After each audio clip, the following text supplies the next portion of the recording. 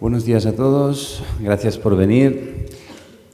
Vamos a explicar un poquito en qué consta el proyecto en que estoy metido desde hace ya un tiempo. La verdad es que los esfuerzos son pocos cuando vamos hasta el origen, ¿no? Aquí hemos hablado bastante de la cadena de suministro, de todas las personas involucradas en el proceso de desarrollar una prenda o sacar una colección en el mercado. Y la verdad es que yo mismo no vengo del sector del textil, sino que hace 5 años me dedicaba al sector de la hostelería, más bien a los restaurantes. No tiene mucho que ver y la verdad es que es un sector muy complejo. Estos 5 años han sido muy intensos.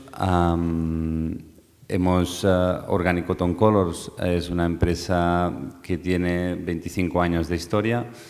El socio fundador ya fue a Estados Unidos a comprar algodón, lo importó y hizo el hilo en Cataluña y luego se dedicó a hacer prendas básicas, sobre todo lo que tiene contacto con la piel, para un mercado, imaginaros, hace 25 años, pues de gente que no toleraba los químicos y los tóxicos en las prendas convencionales, con lo cual no tenía más opción que buscar alternativas en el mercado. De ahí nace, de ahí y de su ímpetu e ideología ecológica, por supuesto, nace la voluntad de desarrollar prendas solo hechas con algodón orgánico y sin tintes. Luego lo explicaré más bien. Cuando yo cogí la empresa hace 5 años, es evidente que no íbamos a cambiar nada de la filosofía, pero sí que el mercado ha evolucionado muchísimo con estos años y hoy en día, gracias a Dios, estamos un poco como lo que sería el trending topic, ¿no? Es la moda sostenible, es de lo que se habla y es lo diferente y es un poco el reto, ya sea de fabricantes, ya sea de emprendedores o incluso de consumidores que, aunque no sensibilizados en lo que es la moda, sí que empiezan a tener claro que, por ejemplo, la alimentación es muy importante y dentro de la alimentación, pues los alimentos ecológicos van un poco en paralelo de todo lo que aquí se está hablando y de lo que conlleva este consumo más consciente con lo que hay detrás. Asimismo, pues para la salud en cuanto a los tóxicos consumidos. Digamos que viniendo del sector de restaurantes y habiendo creado una serie de artículos de quinta gama ecológicos y cremas de verduras ecológicas, pues sé de lo que estoy hablando y creo que la alimentación es por donde se entra en este sector para luego, de una manera natural, llegar a curiosear con otros productos y cómo afectan de la misma manera que lo encontramos en los productos ecológicos. Organic Cotton Colors, como bien os había dicho, desde un inicio tenía una pauta muy clara, que es solo utilizar algodón orgánico y solo utilizar los colores naturales de la planta del algodón. Esto lo puedo decir de muchas maneras y al final siempre hay gente que me pregunta, ¿pero los tintes son naturales? No hay tintes, ¿eh? Ahí está un poco la gracia. Para que os hagáis una idea, el algodón hace ya 5.000 años nacía como las flores, de multitud de colores. Bueno, cuando llegó Cristóbal Colón a América, pues quedó realmente asombrado de esta particularidad.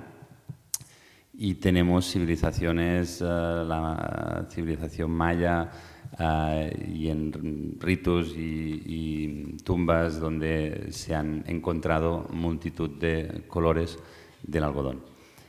Nosotros, esto no deja de ser una particularidad muy, muy rebuscada hace 25 años de fomentar o preservar este tipo de consumo. Y esto vino de que la Sally Fox, que es una agricultora americana, estuvo 10 años a través de polinización cruzada, es decir, no utilizando ingeniería genética, para recuperar un par de colores. En este caso fue el marrón y el verde. Fue complejo porque siempre que hay color en el algodón hay menos calidad. pues la fibra cruda, que es el color natural, siempre tiene más calidad que no el color marrón y verde. Pues conseguir una calidad suficiente como para industrializar fue un reto interesante. Y el socio fundador, Ángel Sánchez, que falleció el año pasado, en mes de julio, pues este señor ya... ¿Se me oye bien? ¿Sí? Parece que me... Fantástico. Pues antes se me oía súper bien, ¿no? Pues este señor hizo algo tan extraño como esto, ¿no? Fomentar este tipo de producción, donde pues, todo lo hacía en 3 colores, crudo, verde, marrón, pues ya sea una camiseta, unos calzoncillos, ropa interior, albornoces, ropa de cama, toallas, y así podría seguir con todo lo que él desarrolló. Cuando yo cogí la empresa, y ahí va un poco lo interesante, teníamos que, bueno, repasé pues todas las áreas. Yo pensaba que me metía en un mundo muy fácil, porque claro, una empresa con 20 años de experiencia, esto se ha chupado. Y me encontré que no, que ni, bueno, tuve que revisar e implantar pues nuevos proveedores, nuevas cadenas de suministro, pero lo que más me dolió fue el concepto de que el suministro de Estados Unidos, en este caso, no representaba una opción de futuro. Con lo cual estudiamos un poco el mundo, a ver dónde podíamos llegar a obtener estos colores. Y estuvimos en la India, estuvimos en Turquía y finalmente nos decidimos en Brasil por muchos aspectos. Pero una vez allí, yo entiendo que lo que hemos conseguido en Brasil es que haya el mayor impacto social, además de obtener un algodón de más calidad que no el algodón que pueda venir de otros mercados más comunes, como India, China o Pakistán. Supongo que sabéis que prácticamente el 90% del algodón orgánico sale de la India. Y la India, cuando estuvimos, llevaban 12 años trabajando a través de las universidades para sacar estos colores y no estaba del todo desarrollado. Pero en Brasil ya llevaban 15 años. Nosotros conocimos una red de agroecológico que nos fascinó y que llegamos pues a hablar y definir todo el proyecto que ahora os enseñaré. Como veis, el algodón ya nace en la planta sin ingeniería genética. Pensad que el algodón convencional en la mayor parte viene o proviene de una semilla modificada genéticamente. Esto es imposible de saberlo como usuarios, pero sí que afecta de qué medida a la biodiversidad del entorno donde se cultiva, ¿no? Bueno, el proyecto de Brasil se fomenta en unos pilares muy fuertes, en el sentido de que por encima de obtener el material, que ya es de por sí importante, lo que queríamos es hacer un proyecto, bueno, un poco de esta economía circular, ¿no? Donde el impacto sea real en todos los estamentos y llegando también en el origen y en el agricultor. Para que entendáis, normalmente el agricultor nunca trata con la marca. Aquí hemos visto unos visuales de cómo se desarrolla, los agentes, los distribuidores, antes no se llegan a las tiendas retail. Claro, para ellos ya les optó un poco el hecho de que la marca en sí viajara a verlos en medio de los campos en el norte-este de Brasil, donde es como África de Brasil, es decir, hablamos de Brasil y es un país que puede estar muy avanzado cuando hablamos del sur, Río, Sao Paulo, pero cuando hablamos de las zonas donde estamos cultivando, que son 4 estados, Piauí, Río Grande do Norte, Paraíba y Pernambuco, hay una pobreza importante y la subsistencia, el modus vivendi, es cultivar. Gracias a la reforma que hizo Lula da Silva, hay muchísimos agricultores propietarios de las tierras. Y esto es algo que nos encantó porque entendíamos que ahí empezaba algo grande. Es decir, desde el punto de vista donde puedes hablar y firmar contratos directamente con agricultores que asimismo son propietarios de los terrenos, caray, ahí ya no hay intermediarios, no hay gente en medio. Y teníamos la oportunidad de crear un proyecto en su globalidad muy bien pensado. Pues como se comentaba, el objetivo es que fuera totalmente orgánico, sostenible, ecológico y transparente. Obviamente solo cultivan agroecológico, pero lo que los hace distintos es que para que sea un modus vivendi necesitan el alimento para comer y para vivir. Y no solo los agricultores, sino también la familia que vive en el campo.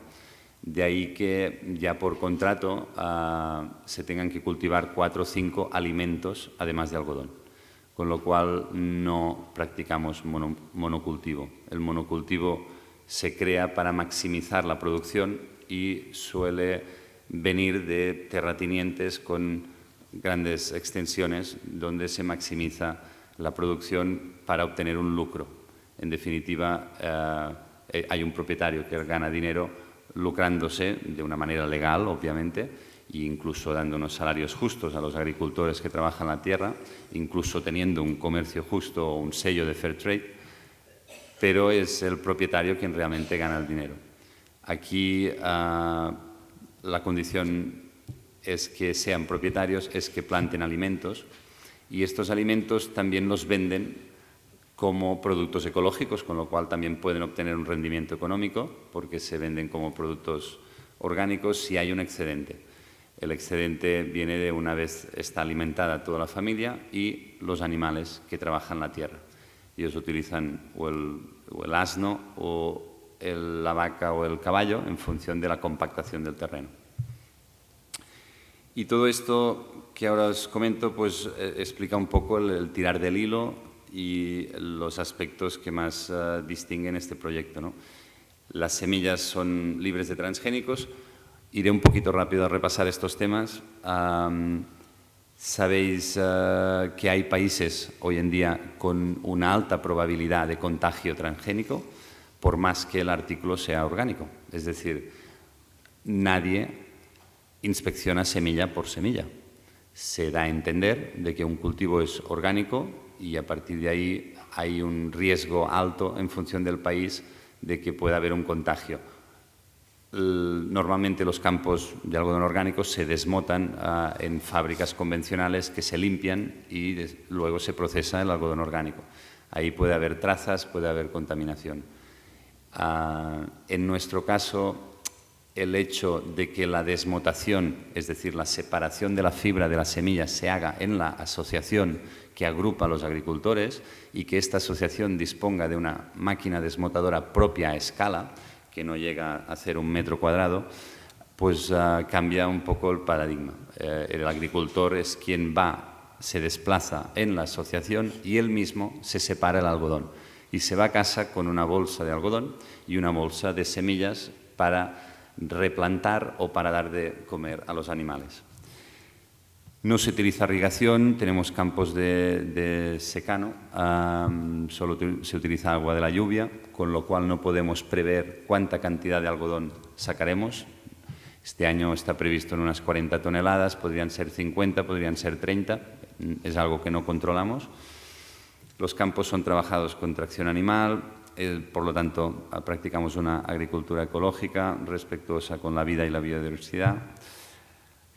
El cultivo biodinámico, lo que os comentaba de los alimentos, no hay intermediarios, actualmente son 450 agricultores, pero lo más bonito es que el año que viene garantizamos o nos comprometemos a que no sean menos. Y ahí radica también la gran diferencia, es decir, nosotros no compramos algodón, sino que hemos creado un proyecto donde lo que queremos es contratar agricultores y que se sienten un poco con un contrato indefinido versus la marca o el proyecto.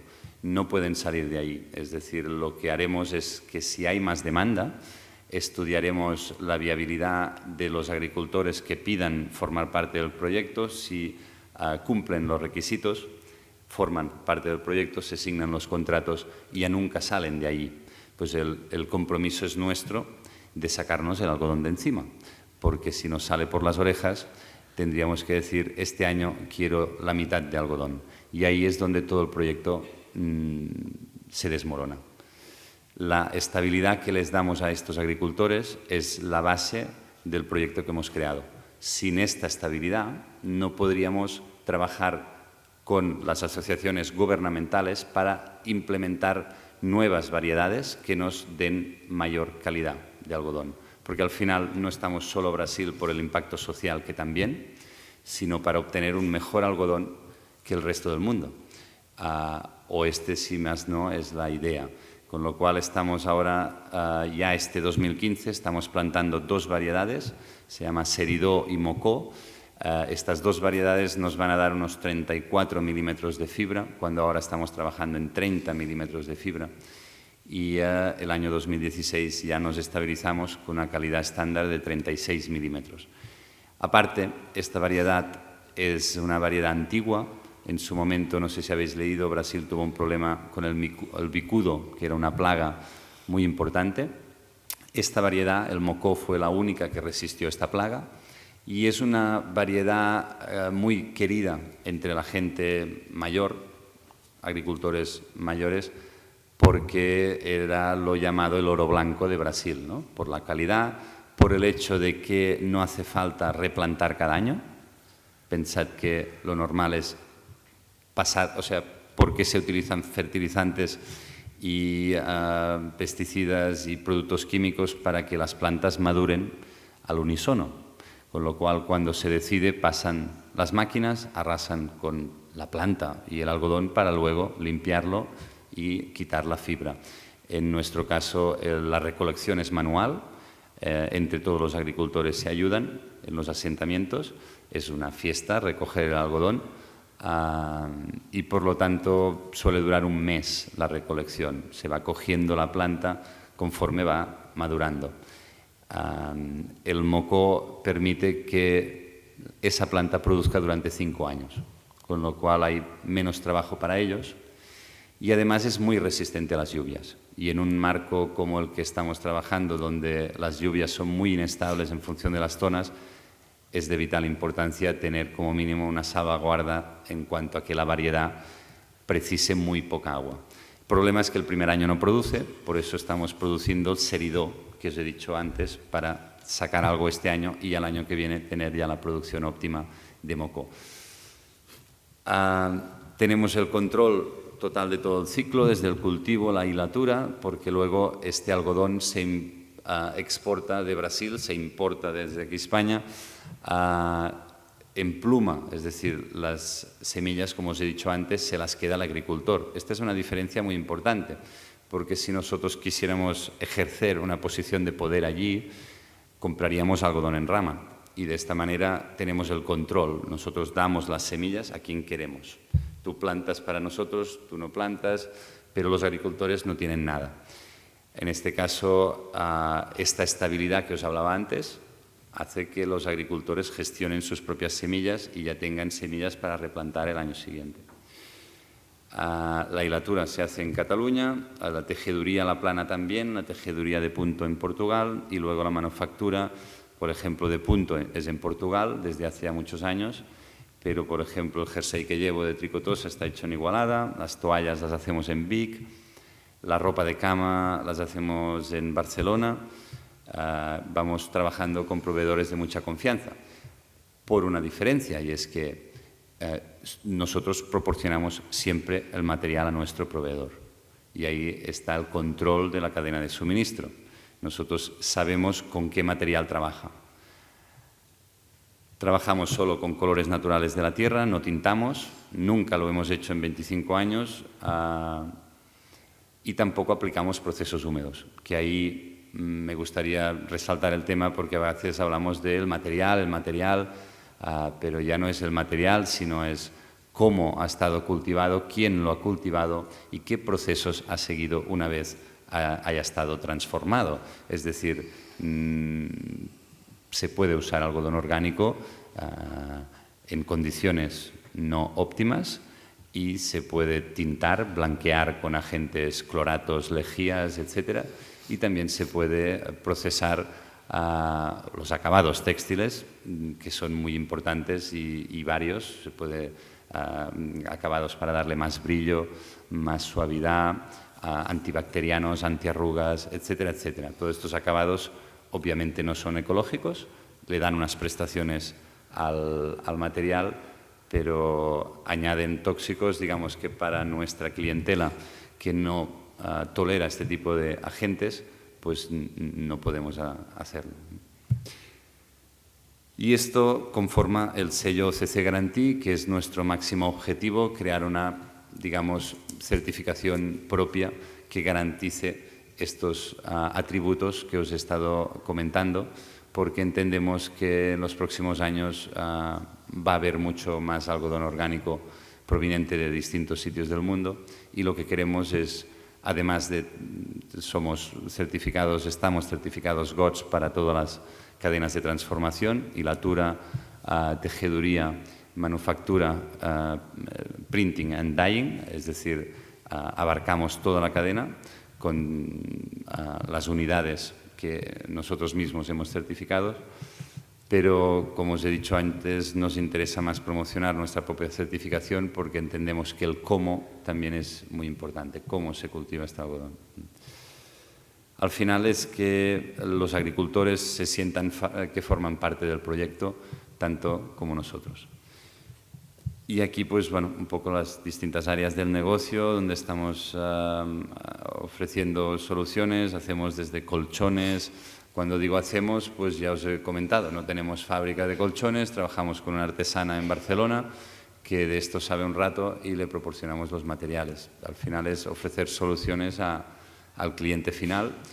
Y como había comentado por aquí también de que hay un problema ahí fuera en la calle, es decir, a mí me gustaría saber cuántos de vosotros lleváis productos orgánicos, ya no de dónde vienen, sino simplemente si es algodón orgánico, y veríamos aquí con una estadística rápida que es más bien bajo el porcentaje, pero no os sentís culpables. Si no hay esta oferta en el mercado, pues no la hay.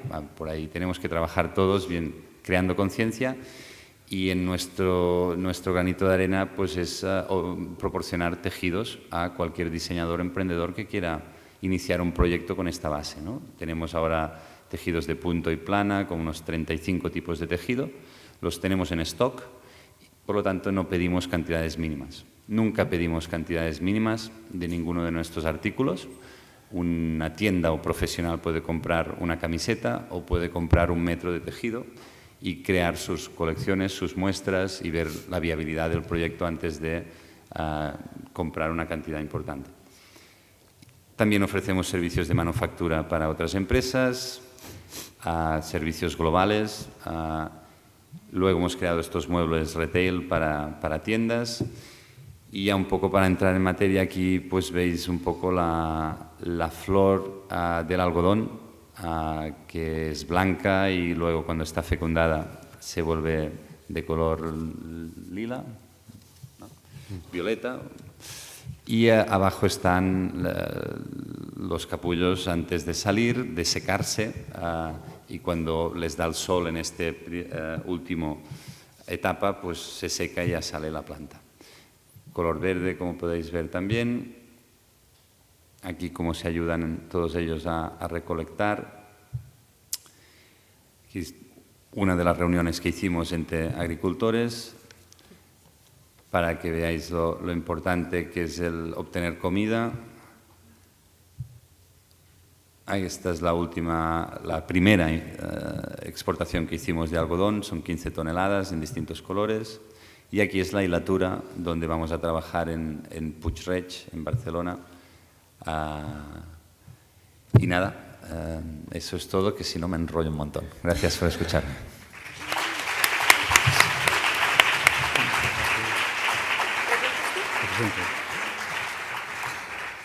Hola, gracias. Gracias, Santi, por la presentación y por ese trabajo. Enhorabuena, es impresionante. Pasamos de lo que es el textil a otra cosa que parece que no es necesaria, aparentemente, ¿no? Pero que está en la vida de todos y que es lo que nos ponemos para ser todavía más bellos, ¿no? Está aquí Joana Mejías, de Amalena, que va a tomar la palabra. Gracias. Buenos días, mi nombre es Joana Mejía, yo soy la fundadora de Amalena y vengo a contarles un poco sobre mi marca, lo que hacemos. Trabajamos con el tema de joyería, un momento que esto se está saltando automático. Okay, ya. Primero, bueno, pues muchas gracias por la invitación. Nos encanta estar acá y contar sobre el tema en el que trabajamos. Específicamente trabajamos con metales preciosos. Yo trabajo con oro de 18 quilates. Hay muchas problemáticas detrás de los metales preciosos y de esta forma fue que identificamos que había que buscarle soluciones a estas problemáticas. Básicamente lo que hacemos entonces es unir estas materias que son responsables, que tienen beneficios sociales y ecológicos, las unimos y las llevamos a las manos de mujeres artesanas que pertenecen a la misma comunidad de donde proviene nuestro metal. ¿Por qué Amalena es una empresa social? Porque cuando yo entré a investigar los temas de minería responsable, me di cuenta que habían muchísimas problemáticas detrás del sector minero y busqué en la joyería una respuesta a contribuir en estas graves problemáticas.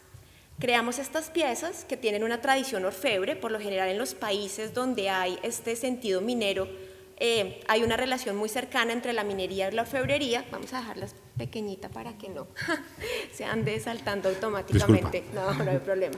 Y lo que hacemos es que estas piezas que tienen esta carga ética, esta carga social y esta carga ambiental vayan a las manos de consumidores que valoran este tipo de piezas que no son solamente lujosas por los materiales en los que llevan, sino que además de eso son lujosas porque los hacen sentir bien y saben que están contribuyendo a solucionar problemáticas muy graves que les voy a contar a continuación. Cuando hablamos de minería pensamos como en estas escalas de megaminería de gran impacto que van a países pobres o emergentes a extraer recursos naturales. En general el impacto de la minería a gran escala, tanto en el ecosistema como en las poblaciones locales, es muy grande. Y pues aquí vemos algunos números y algunas estadísticas de a lo que se llega a consumir y a generar de desechos por extraer y procesar 1 gramo de oro. Pero lo que no sabemos y lo que pues es un tema que es muy relevante es que aparte de la minería a gran escala, que tiene pues obviamente todo este impacto, hay un segmento de la minería que se llama minería artesanal y a pequeña escala, que aunque sea denominado pequeño, no significa que no haya muchísimas personas involucradas en este sector. De esta forma, se estima que hay 20 millones de mineros artesanales que dependen directamente de esta actividad, pero como resulta ser una fuente de subsistencia en comunidades lejos de centros urbanos, donde no hay posibilidades y pues prácticamente es el único motor económico para poder generar algún tipo de ingreso, realmente el impacto va a que se benefician indirectamente alrededor de 150 a 170 millones de personas en el mundo. Si comparamos la megaminería que transa en la bolsa de Nueva York, que genera muchísimos ingresos, en donde solamente trabajan 550,000 personas y los beneficios se quedan en muy pocas manos, comparado a esta pequeña minería en donde realmente el impacto en población global es muy alto, pues nos preguntamos nos damos cuenta de que realmente es un sector al que hay que conocer y del que hay que saber cuáles son las problemáticas que está detrás. Al desarrollarse en comunidades tan alejadas y tan fuera, digamos, de todo lo que son las normatividades de los diferentes países y por lo general desarrollarse de forma informal, pues son muchos los problemas que hay detrás. En ese sentido, varias de las problemáticas son pobres condiciones laborales, no solamente pobres condiciones laborales porque no hay temas de seguridad social, no hay salud, no hay pensión, sino porque en los mismos frentes de trabajo pues no hay ningún tema de seguridad industrial, no se trabaja pues con cascos, con botas, con iluminación, pues son realmente muy básicas las formas en las que estos mineros trabajan. El tema de trabajo infantil, se estima que entre 1 millón a 1,5 millones de niños están directamente involucrados en este tema de minería artesanal.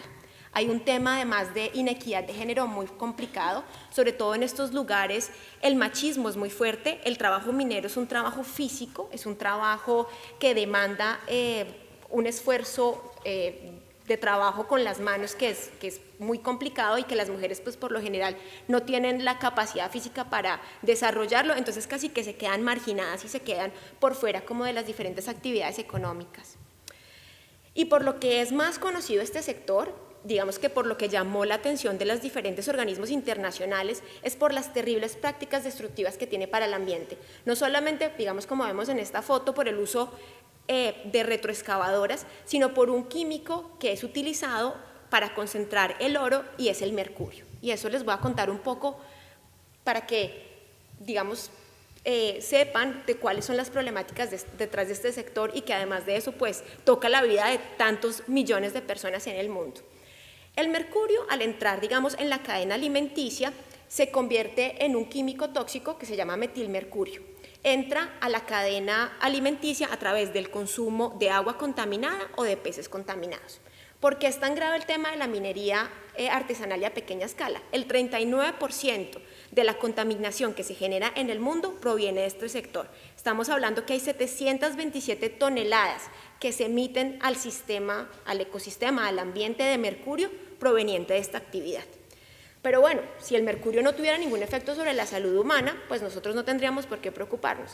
Desafortunadamente, las repercusiones son enormes. Afecta al sistema nervioso, genera daños irreversibles en el cerebro, en el tracto gastrointestinal, sistema respiratorio, riñones, vesícula, bueno, y la lista que tenemos acá.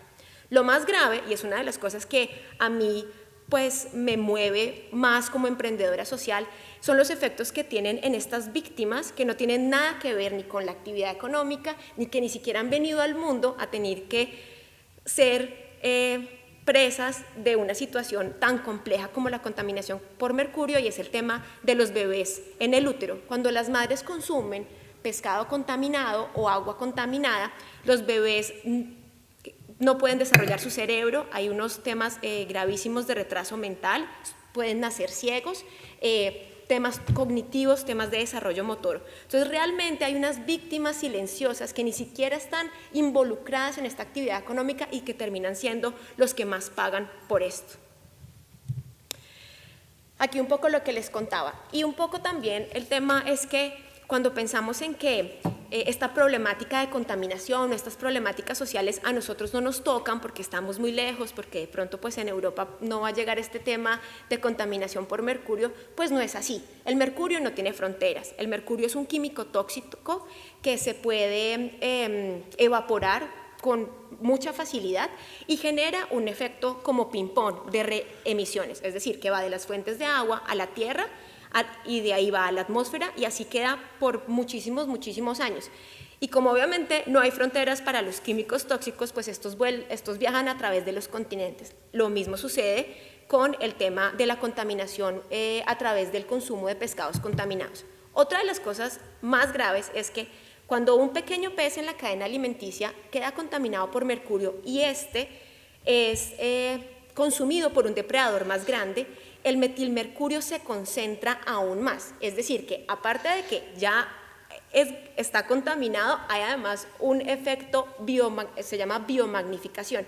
Es decir, que del primer pececito que quedó contaminado de mercurio al pez más grande que lo consumió, hay una acumulación de 10 veces más el primer mercurio que entró a este pequeño pescadito. O sea, realmente el tema exponencial de la contaminación de mercurio y la problemática de por qué hay que evaluar los niveles de mercurio en el océano, pues son evidentes.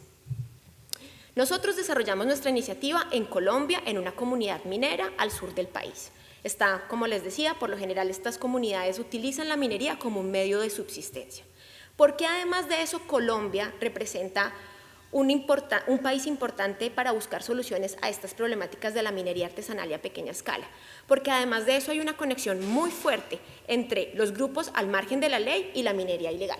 Lo mismo que pasa en África, como se conoce de pronto con el tema de los diamantes de sangre o muchas veces también con los metales que se utilizan para la elaboración de electrodomésticos o de celulares como el coltán, y esto en Colombia pues realmente existe un matrimonio entre la minería ilegal y las prácticas irresponsables de minería artesanal. Aparte de todas las problemáticas anteriores, pues se crean temas de violación de los derechos humanos. Hay un tema, por ejemplo, se conoce de temas de esclavitud, en el que hay comunidades indígenas que llevan marcados, tatuados un número, o sea, como si fuéramos a siglos atrás. Pues todo el tema de tráfico ilegal de armas, todo el tema de financiación para las actividades afuera, pues, digamos al margen de la ley, pero un tema también importante aquí es que al encontrarse presas de esta situación, no hay soluciones, porque el gobierno no tiene presencia en este tipo de lugares. Para los grupos al margen de la ley es más rentable y es legal extraer oro de forma ilegal que, por ejemplo, hacer uso del narcotráfico para financiarse. El narcotráfico es ilegal, mientras que el oro no es ilegal y tiene un alto valor. Entonces, realmente, pues, la complejidad en Colombia con respecto a este tema de la minería ilegal y el tema de las problemáticas detrás de la minería artesanal y a pequeña escala, pues urge por soluciones. Yo me involucré en investigar sobre este tema, conocí muchas comunidades mineras a lo largo y ancho de Colombia y vi que a través de la joyería podíamos crear y contribuir a solucionar. Yo también creo que ninguna de las iniciativas que uno cree tienen la solución completa, pero pues al final es contribuir con ese granito de arena a las soluciones. Tenemos 3 principios en Amalena. Tenemos el principio Fair Mine, tenemos el principio Fair Trade y el principio Fair Price. Con el principio Fair Mine trabajamos exclusivamente con ecooro de minería responsable. Ya les voy a contar a qué se refiere este tema de ecooro, que va muy en línea con el tema de la contaminación por mercurio. Buscamos contribuir con soluciones a las problemáticas del sector, de las que ya hablé anteriormente. Apoyamos a organizaciones locales que buscan que los mineros apliquen unos estándares de tal forma que puedan ser reconocidos como mineros artesanales responsables, y buscamos incentivar su organización y formalización. Solamente trabajamos con cooperativas de mineros que son formalizadas y que son legales. De esta forma, pues digamos, no contribuimos a que otros mineros que no son formalizados pues puedan ir a contribuir al tema de conflicto armado que hay en el país. Básicamente, como les decía, el mercurio se utiliza para el procesamiento del oro. En este caso nosotros utilizamos técnicas que son 100% libres de mercurio. ¿Por qué es importante el tema del mercurio, aparte de lo que ya expliqué y específicamente en Colombia? Porque Colombia es el tercer país del mundo que más contaminación genera en el mundo a partir de esta práctica de la minería ilegal, y además de eso tiene la región con la acumulación de mercurio per cápita más alta del planeta. O sea, por supuesto, el tema de trabajar con un oro libre de químicos tóxicos y donde las personas que hacen, en vez de utilizar químicos, lo que utilizamos son seres humanos, así como vemos a esta minera que está utilizando una batea para hacer el proceso de concentración. Entonces, pues claramente el hecho de que estos desechos no lleguen a las fuentes de agua, pues es fundamental a la hora de promover la sostenibilidad en estos lugares. El ecooro entonces se hace sin ningún procesamiento de químicos tóxicos, se busca que tenga una reducción en el impacto ecológico. Como lo hacemos a pequeña escala, por supuesto no tiene este impacto comparado con el de la megaminería. Desarrollamos prácticas responsables, buscamos que en los frentes de trabajo haya seguridad industrial, que hayan temas de iluminación, ventilación, cascos, botas, pues todo lo referente para que los mineros obviamente no vayan a un sitio donde pues vayan a terminar siendo víctimas de cualquier práctica irresponsable. No hay trabajo infantil, no se apoya la ilegalidad y bueno, promovemos justas y seguras condiciones de trabajo. Pero nosotros no nos queríamos quedar solamente en el metal. Viendo que había un tema de género tan complicado en este tipo de comunidades, queríamos integrar en nuestra cadena de suministro a otros agentes vulnerables. Es así que hacemos el empate con la tradición orfebre que tiene Colombia en la creación de piezas de joyería. Entonces llevamos este metal que tiene estas características específicas, que busca generar un impacto en estas comunidades mineras a la mano de mujeres artesanas. De esa forma entonces también promovemos la identidad cultural de Colombia, apoyamos a estas artesanas en el desarrollo de su arte y lo que nos permite que al tener una cadena de suministro en donde nosotros participamos desde la materia prima hasta la elaboración de las joyas, podamos garantizar que en cada uno de los nodos los principios y la filosofía que nos mueven como empresa se cumplen. Nuestro último principio es el principio de Fair Price. ¿Por qué Amalena es una empresa social? Porque como les contaba, parte de una problemática social para buscar una solución. Obviamente tenemos precios justos a través de nuestra cadena de suministro, generamos fuentes de trabajo no solamente para nuestros mineros, sino también para nuestras artesanas. Creamos valor compartido. Muchas veces en los países emergentes, digamos que hay un foco muy grande en la producción de las materias primas, pero nos quedamos ahí. El hecho de que podamos tener valor añadido con nuestras mujeres artesanas hace que tengamos un mayor impacto. Y al final lo que queremos decirle a nuestros clientes con el principio de Fair Price es que el comprar una joya de Amalena no va más allá de generar un beneficio económico para una marca, tiene el sentido de contribuir, de tener un precio justo para cada una de las personas involucradas en la cadena en la que nosotros participamos directamente.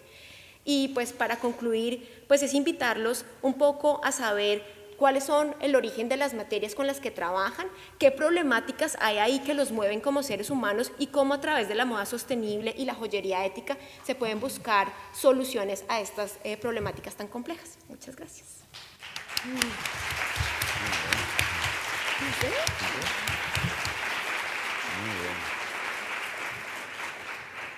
Gracias, Joan Mejías de Amalena, por esta increíble volumen de datos interesantes, y que casi marean un poco, porque tiene mucho peso. Me gustaría saber si hay alguna pregunta entre el público. Sí. Bueno, mientras que te acercan el micrófono, yo quería preguntarles a los dos muy brevemente cómo introducís el concepto de ética empresarial en esos países donde producís y qué efecto llamada, qué grado de efecto llamada tiene en los demás trabajadores que no lo son. Perdona. Sí, ¿cómo introducís el concepto de ética empresarial en esos países donde estáis produciendo y qué efecto llamada tiene en los que no lo son, en los que producen de una forma no ética? Nosotros cuando decidimos tirarnos por Brasil, ya por ejemplo en India habíamos trabajado o habíamos tratado de trabajar con agricultores que tenían y fabricantes que tenían el Fair Trade, que tenían el GOTS. Vimos un poco las condiciones, estamos hablando del sur de la India, por la zona de Tamil Nadu. A nosotros no nos gustó lo que vimos, pero esto no quiere decir que en la India no se hagan bien las cosas, es como todo, es decir, hay que verlo, hay que saberlo. Yo no tuve la sensación de tener el control de quién estaba detrás un poco de la estructura. Ahí es donde empecé a pensar cómo poder solucionar esto, porque no sé, los indios, sabéis el movimiento que hacen de cabeza, que no sabes muy bien si es que sí o es que no, y esta sensación es la que te llevas, ¿no? Y ahí, bueno, en Brasil fue todo muy distinto. Entramos en Brasil de la mano de una persona que llevaba ya más de 12 años queriendo fomentar el algodón orgánico a color allí, y juntamente con una persona ya un poco mayor, pero que él fue quien inició toda esta red de agroecológico, nos encontramos mucho trabajo hecho. Es decir, esa gente ya tenía formación del por qué utilizar métodos orgánicos, y lo que hicimos fue acabar de pulir detalles de cómo queríamos trabajar con ellos. Pero la ética, no sé si responde esto, es decir, es un poco controlar cada proceso y no dejar que se dé por entendido, ¿no? Es fomentar una relación directa, establecer unos parámetros y no hay más, ¿no? Yo tuve la oportunidad de venir a Europa, yo vivo en Austria y ahí hice mis estudios de maestría y aprendí de primera mano lo que significan los temas de comercio justo y estos sellos en los que los consumidores pueden identificar a estos productos. En mi país, en Colombia, pues estas prácticas no se conocen, entonces para mí era muy importante el llevar como este conocimiento de un consumo responsable y aplicarlo a un proceso productivo, específicamente en este caso en las joyas que fabricamos en oro de 18 quilates. Yo creo que una parte importante es el conocimiento de causa detrás de la problemática, y eso es lo que le permite a uno como emprendedor social identificar en cuáles son los puntos en los que son más vulnerables y en los que hay que trabajar. Y nosotros, además de eso, nos apoyamos en certificaciones que trabajan con el tema de metales preciosos. Hay una certificación que se llama Fairmine, está la certificación Fairtrade. Nosotros hacemos que nuestros mineros se concentren en estos estándares y es la forma en la que ellos son nuestra guía y son la forma en la que los lineamientos de mejores condiciones, tanto laborales como éticas, se cumplan en los frentes de trabajo. Muchas gracias. ¿Os han aportado preguntas? Sí, a mí me preguntan si tenemos algo que ver con Foxibre. Es evidente que sí. De hecho, yo cuando cogí la empresa pensaba incluso mantener un poco esta marca, que es la que el socio fundador inició.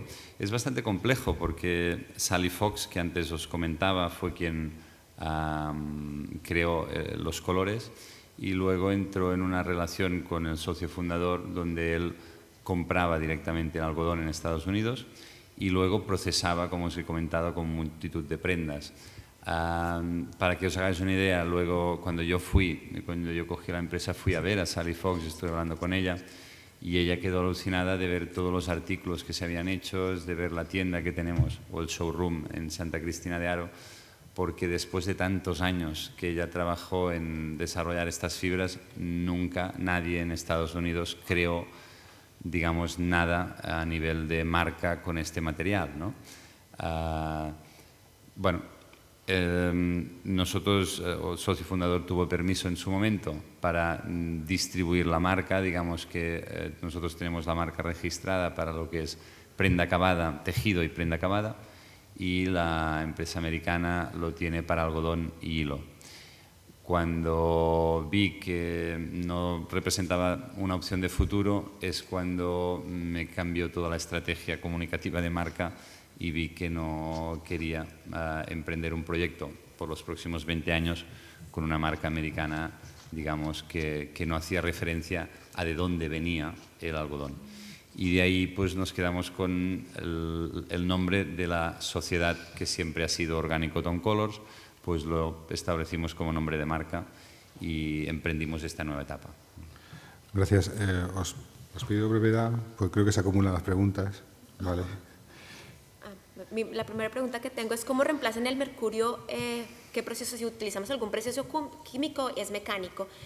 No utilizamos, bueno, reemplazamos el mercurio a través de un proceso que se llama concentración gravimétrica.